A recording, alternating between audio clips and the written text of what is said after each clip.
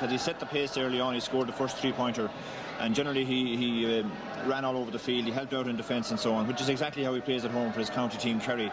But some of the lesser lights that we would describe him were very good, like Mickey Fagan, for instance, his partner in midfield, who plays at a very weak county in Ireland. He played outstandingly well until he tired at the very end. And Greg Blaney up front, a very small player, and John O'Driscoll, a very small player. They'd be 5'9", 5'10", and they were competing against men of much larger stature. I think they showed that pace over a short distance can help counteract the aerial power of the Australians, and they got an awful lot of possession. They made good use of it, and they were probably our leading players, those 3 or 4 players.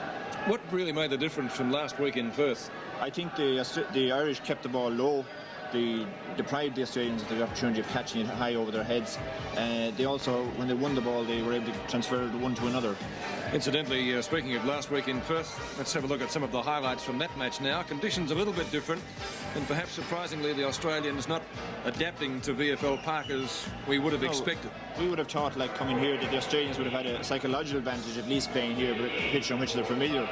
But it didn't just work out that way. Terry Danaher on screen played a great match last week, but McGilligan did a good job on him today, didn't he? McGilligan did better, yeah. Both Langford and Danaher were a bit disappointing today compared to last week for Australia, and I feel that's where John Todd would probably got his greatest surprise. They made a major contribution last week. They didn't make a very substantial contribution today. This was, of course, one of the all-in blues, or Donnybrooks as they're often referred to here in Australia, that occurred last week at the Wacker. The tribunal sorted things out during the week, and we've just been told that the tribunal to hear charges arising out of today's second Foster's International will be held in Melbourne sometime tomorrow. Well, thankfully we didn't have those scenes today, because if we had, I'm certain that the Irish public would say no more tours, no more games. And that would be disappointing, because 10,000 fans here this afternoon, Eugene, I thought was a good attendance in view of the rather inclement weather we had. Yes, I think it would be accepted as a good attendance, and there was over 20,000 in Perth, and I'm sure there'll be quite a big crowd in Adelaide now for the deciding game. Well, of course, next week in Adelaide coincides with the Australian Grand Prix, so there will indeed be an international flavour about the match, and I'm sure that fans watching in Adelaide, and I'm sure many in Melbourne, will be very keen to see how the series pans out. Yes, Ireland have a great chance now to make history by winning the series in Australia. The first one obviously was played in Australia. Australia won the first one played in Ireland. So I think if Ireland can win on Friday night or win the series, it will set up the future of these series. Australia would probably come to Ireland next year, and Ireland will return here in 2 years' time.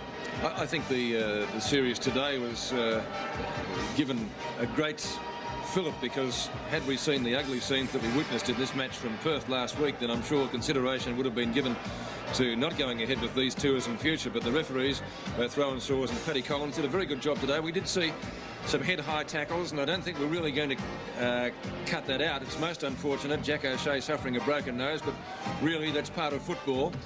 But as I said, they did do a very good job. They kept things in check, and the result of all that will be a tribunal hearing tomorrow.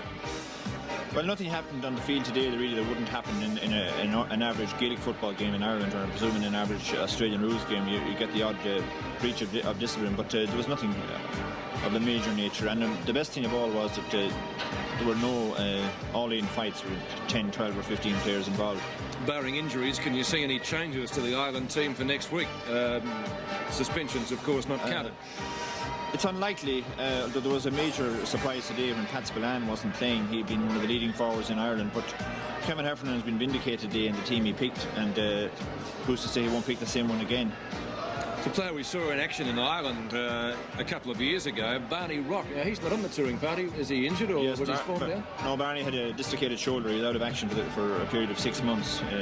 He's obviously a loss to the team, but Kevin Heffernan picked a panel of players which he thought would win in Australia, rather than, he didn't necessarily pick the best 28 players in Gaelic football. He picked the ones which are most suited for the game, and he was vindicated today anyway. And if he wins on Friday night, obviously he'll be totally vindicated.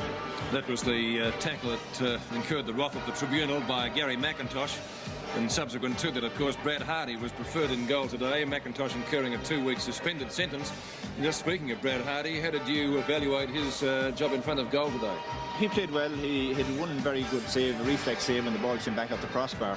Very difficult save for a goalkeeper, especially one that's not used to playing in goals as such. And I think the fact that McIntosh was not on the field was a major contributory factor to the overall atmosphere of the game, because the Irish were very, very incensed over that tackle. They considered it the most the single worst defence last weekend. Who, if you were giving a best on ground award to, would you give it to this afternoon? Well, I think on the Australian team there would be no opposition to Di Pier Domenico. Yes, agree with that one. What about